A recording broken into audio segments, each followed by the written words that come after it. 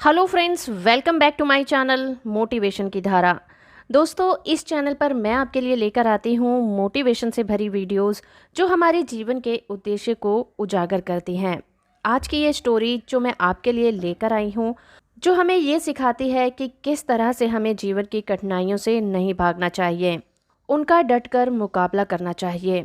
हमें जीवन से भागना नहीं है, बल्कि जीवन के उद्देश्य के लिए जीना होता है।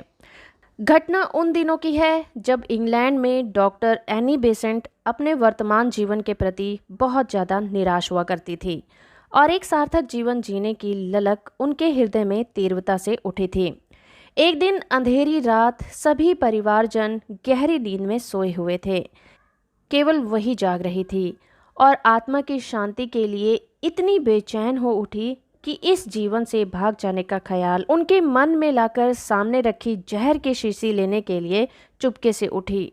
लेकिन तभी किसी दिव्य शक्ति की आवाज़ ने उन्हें आगे बढ़ने से रोक दिया। क्यों जीवन से डर गई, सत्य की खोज कर।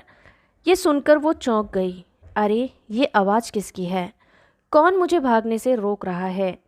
उन्होंने उसी समय निश्चय कर लिया, सार्थक जीवन जीने का, यानी कि मीनिंगफुल लाइफ जीने का और संघर्ष करने का।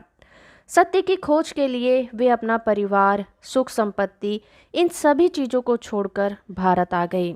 उन्होंने साध्वी जैसा जीवन ग्रहण कर लिया और विश्व को भारतीय जीवन दर्शन के रंग में रंग देना ही अपना मुख्य उद्देश्य बना लिया। और यही नहीं, उनकी मृत्यु भी भारत में हुई।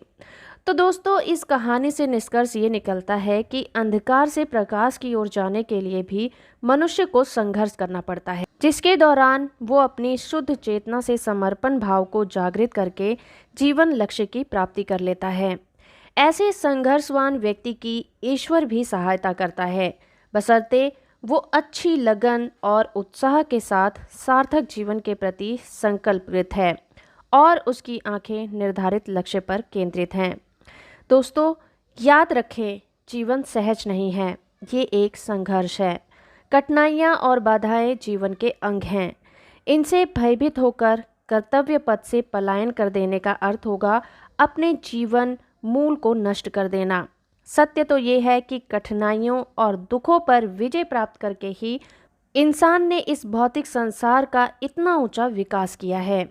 जब कड़वी दवाई के सेवन से रोग का निदान जल्दी हो जाता है, तब हम अपने जीवन लक्ष्य की सिद्धि में संघर्ष करने से क्यों कतराएं? दोस्तों, हम सभी जानते हैं कि त्रेता युग में श्री रामचंद्र जी को 14 वर्ष का वनवास मिला था और फिर लंका पर विजय प्राप्त करने के पश्चात लौटने पर उन्हें राजगद्दी मिलते ही उन्हें सीता के निष्कासन पर एकल जीवन जीना पड़ा था। द्वापर युग में श्री कृष्ण के होते हुए भी धर्मराज युधिष्ठिर सहित पांचों पांडव भाइयों को 12 साल का वनवास और साथ में 1 साल का अज्ञातवास झेलना पड़ा था। इससे यह स्पष्ट होता है कि ये जीवन संघर्ष आदिकाल से चला आ रहा है। इसलिए सुंदर जीवन बनाने के लिए हमें संघर्ष के बीच तो रहना ही होगा, बाधाओं को पार करते हुए आगे बढ़ना ही होगा और तभी हम अपने जीवन के उद्देश्य की पूर्ति कर पाएंगे। तो दोस्तों, आपको ये वीडियो कैसा लगा? अगर आपको ये वीडियो और मेरी ये कोशिश अच्छी लगी है तो आप इस वीडियो को अपने दोस्तों और परिवारजनों के साथ शेयर करें। और अगर अभी तक आपने इस चैनल को सब्सक्राइब नहीं किया है तो कर लीजिए। साथ में ऑल नोटिफिकेशन बटन को भी ऑन रखिए ताकि जब भी मैं कोई नई वीडियो अपलोड करूं आप लोग उससे अपडेट होते रहें। धन्यवाद।